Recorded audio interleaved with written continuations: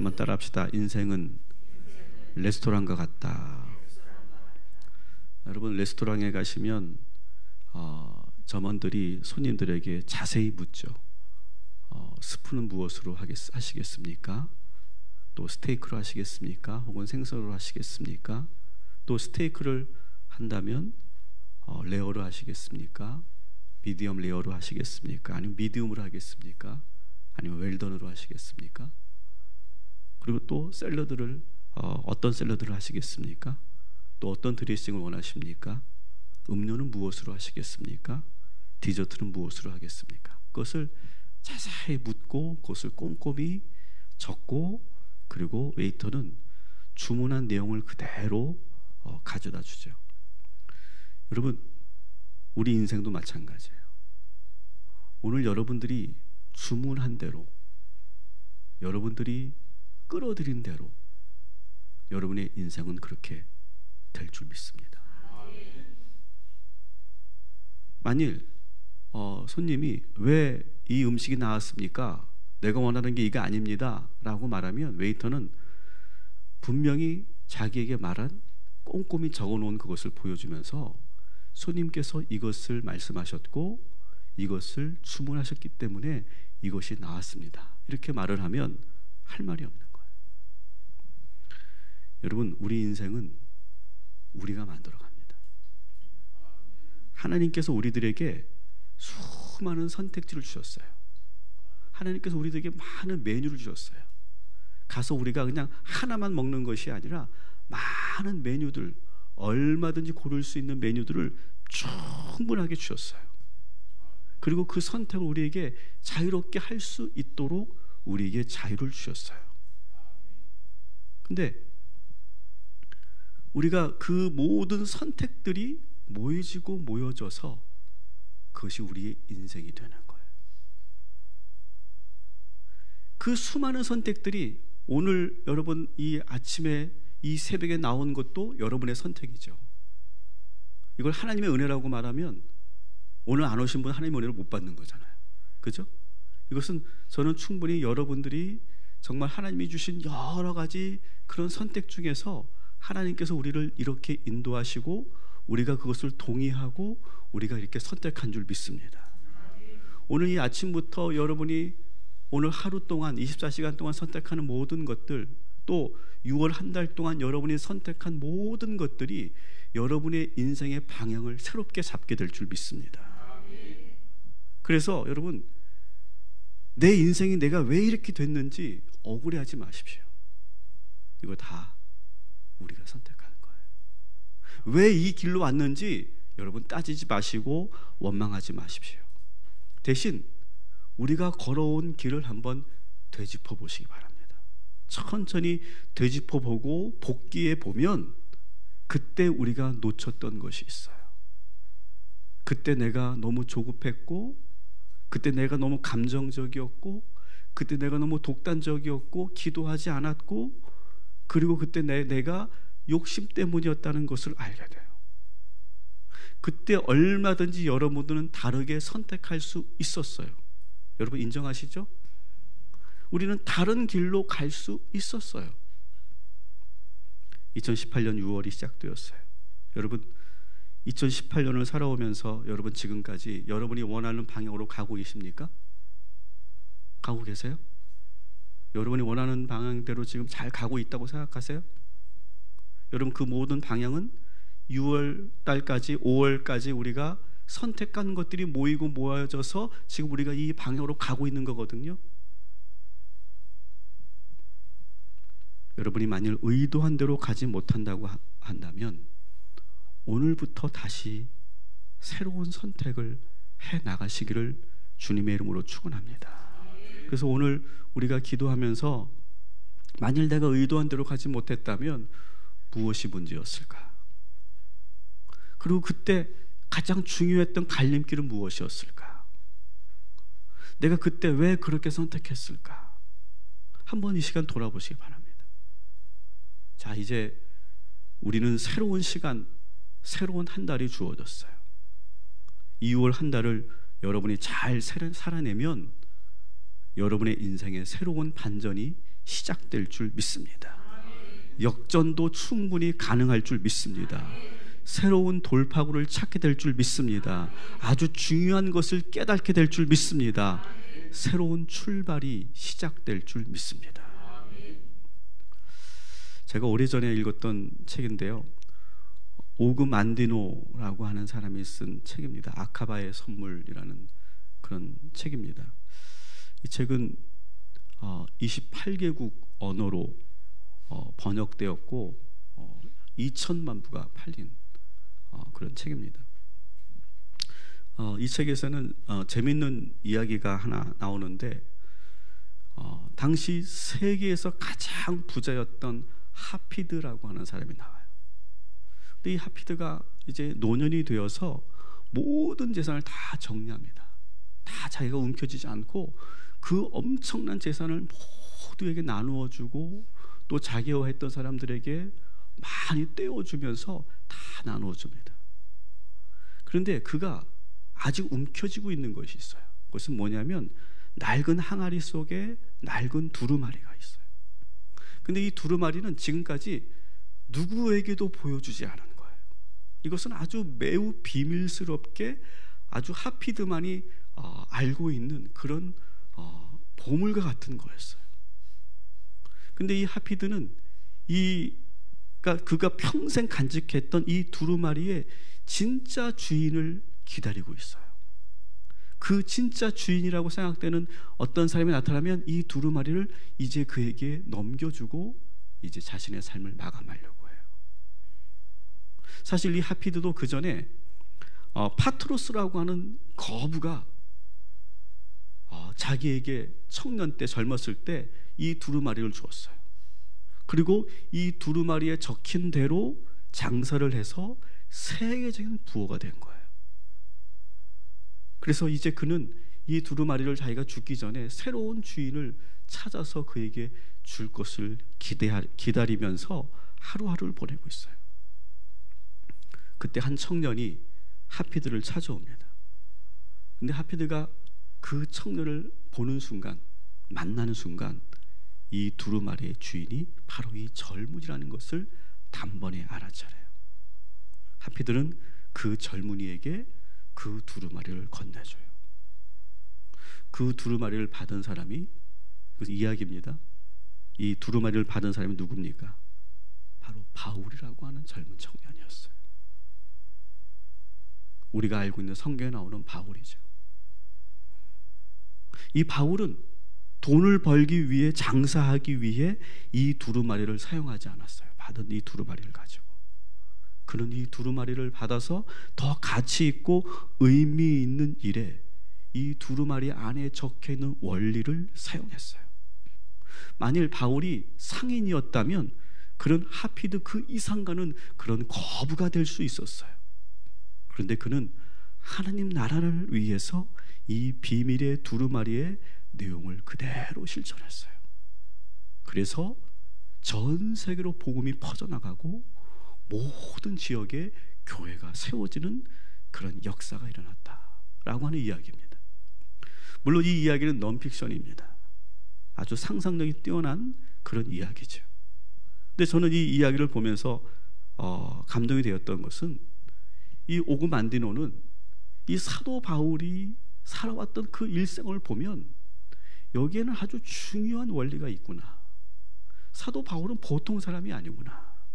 그리고 만일 사도 바울이 아까 말씀드린 것처럼 장사를 했고 비즈니스를 했다면 이 사람이야말로 진짜 세계적인 거부가 될 수 있는 그 사도 바울만이 가지고 있는 그런 축복의 원리가 있구나 라고 하는 것을 이 오그 만디노가 알게 되면서 이렇게 아카바의 선물이라는 책에서 이런 이야기를, 재미있는 이야기를 구성한 것이다, 이렇게 볼 수 있습니다.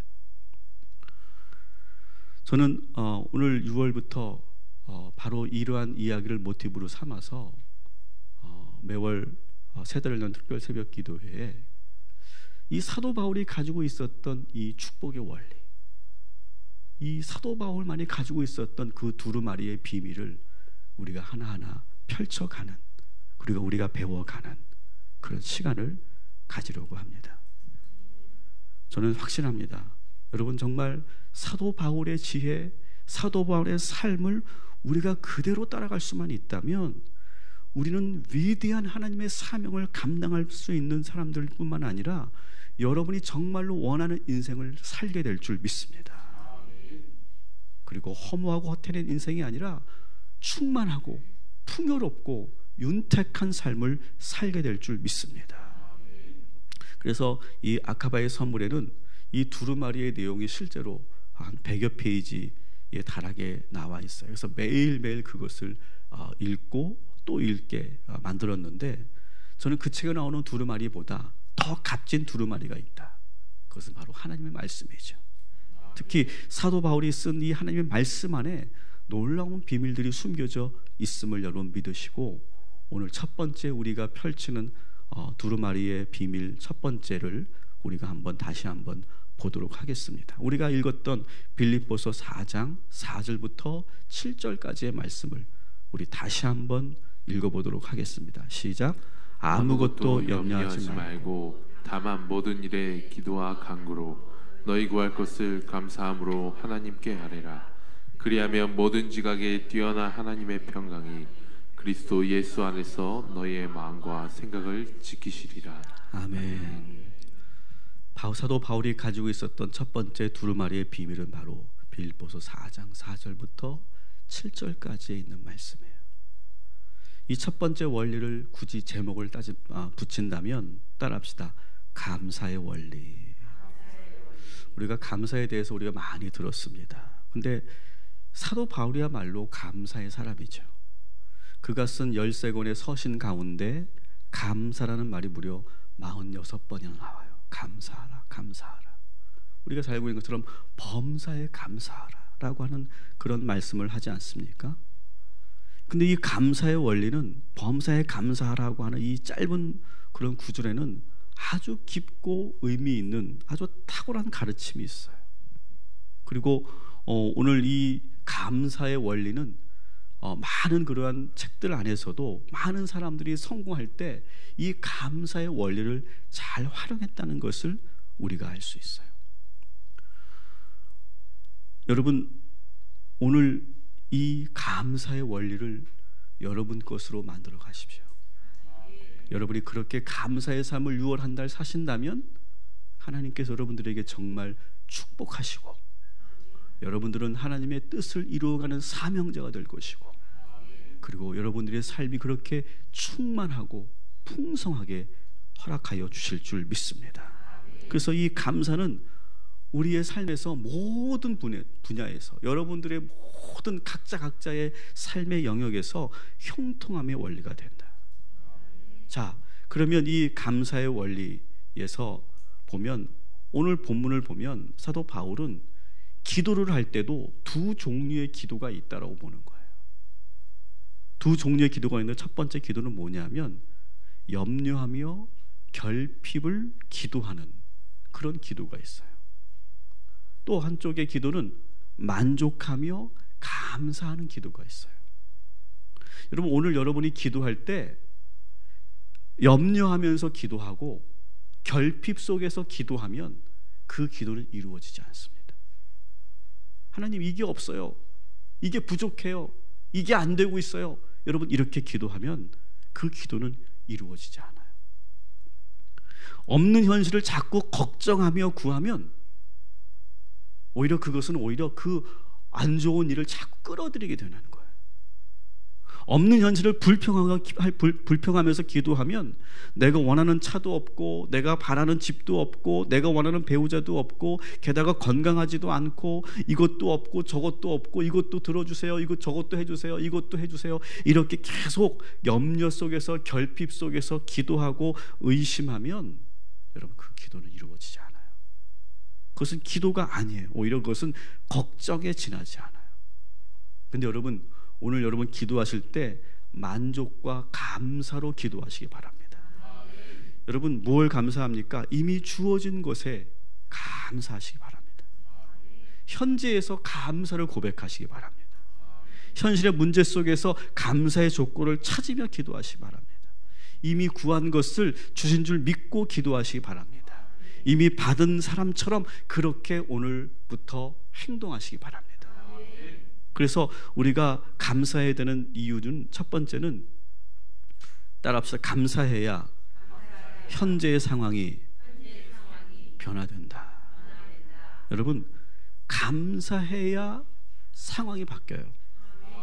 염려하면 자꾸 그 염려를 끌어들이게 돼요. 감사해야 상황이 바뀌어요. 우리는 자꾸 흔히 생각할 때 문제점을 찾고 그것을 바꾸려고 노력해야만 현실이 바뀐다고 생각해요. 사람도 바꾸려면 문제점을 지적해 줘야 된다고 생각해요. 너 그거 잘못했어. 너 그거 똑바로 해. 너 그것밖에 못해. 이렇게 해야지 바뀐다고 생각하는 여러분, 그렇게 해보십시오. 그 사람이 바뀌나? 절대 안 바뀌어요. 기도할 때도 없는 것을 놓고 기도 제목을 놓고 기도하면 그것은 들어주지 않아요. 여러분, 우리 아이들이 부모한테 엄마 왜 나는 이것도 없고 저것도 없고 이것도 해주고 왜 이런 것도 안 해줬어? 라고 막 투정 부린다고 생각해 보세요.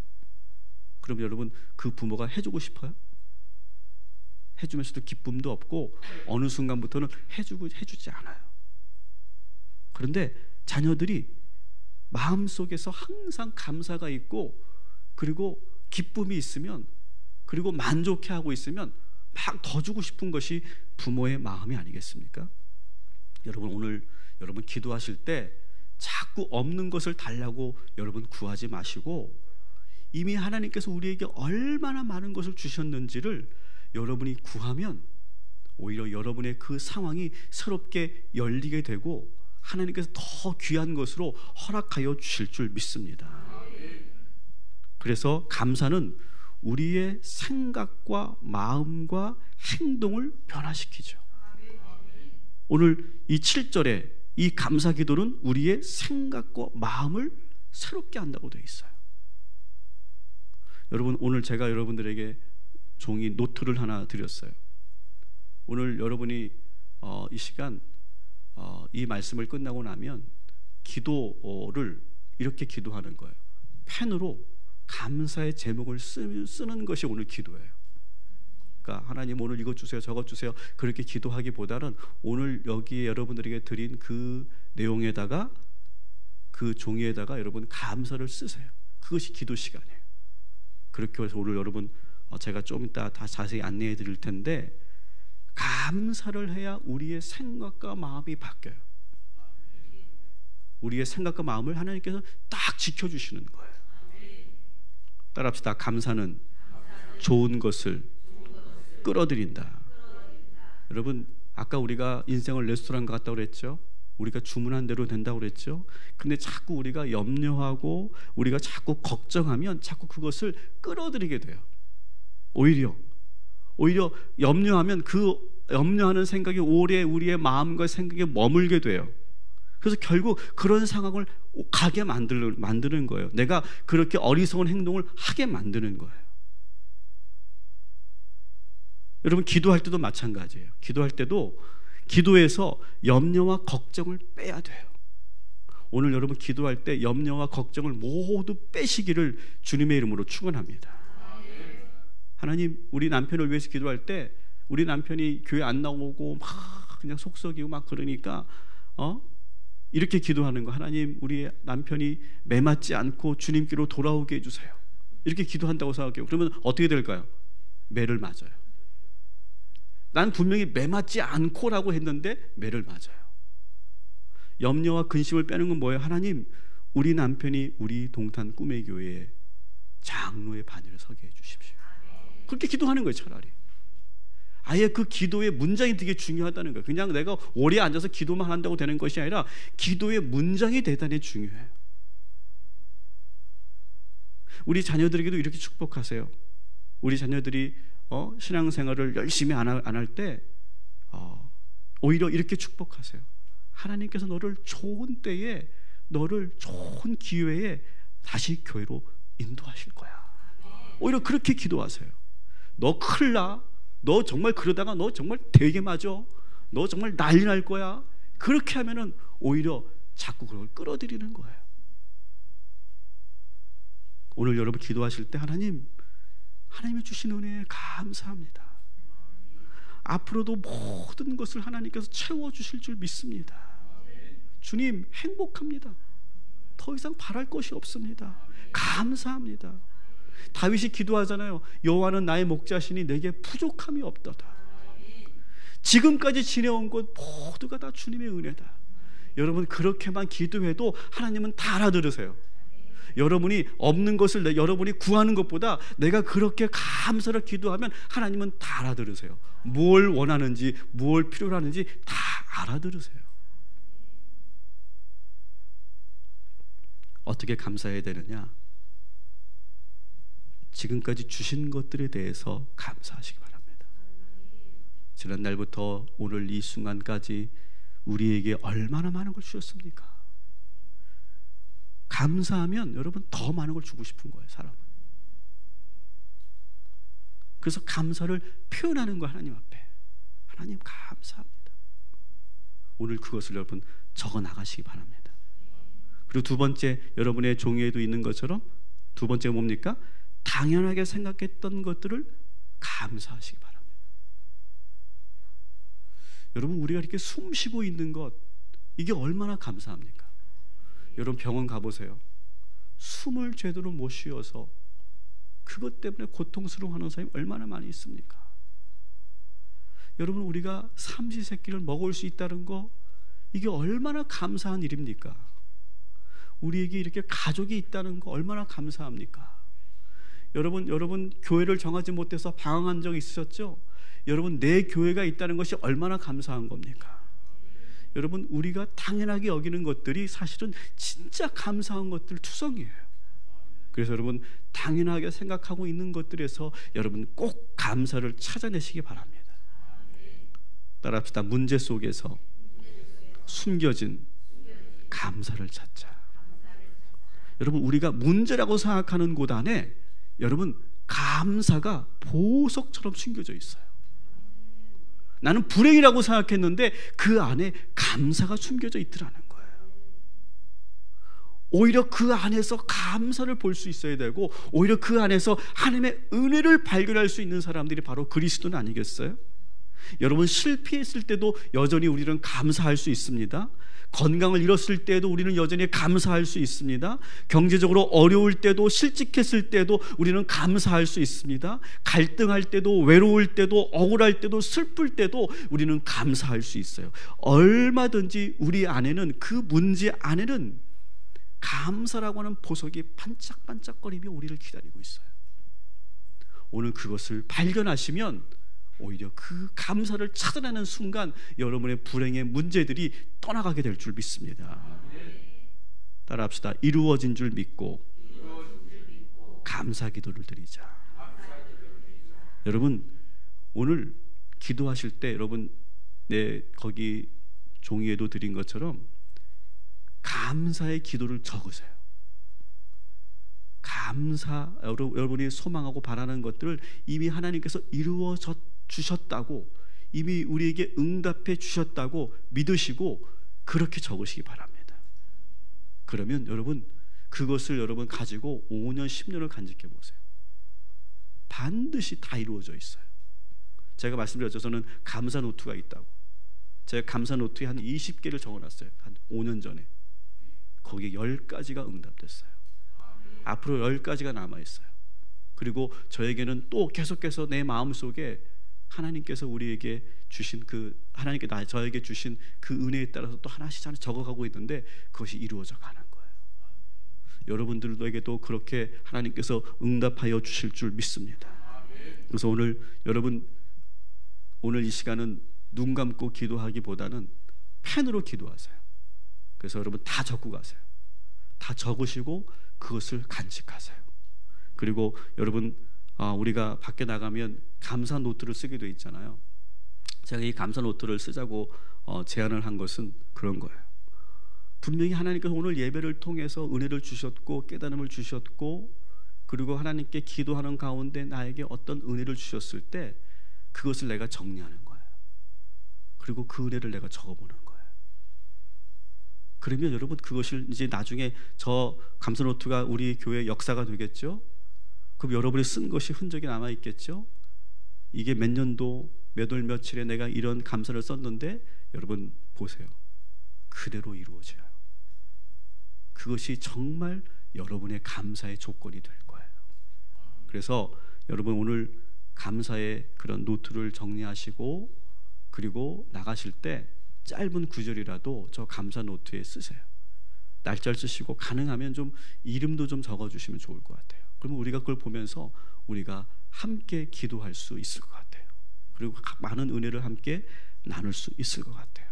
그래서 오늘 여러분 이 감사 노트를 쓰시고 밖에 있는 감사 노트에도 한 가지를 꼭 적으셔서 여러분 돌아가시고 6월 한 달 이 첫 번째 두루마리의 비밀, 이 감사의 원리를 여러분의 것으로 만드시고 여러분 그렇게 인생을 주문하시고 끌어들이면 감사가 충만한 그런 삶으로 하나님께서 반전을 허락하여 주실 줄 믿습니다.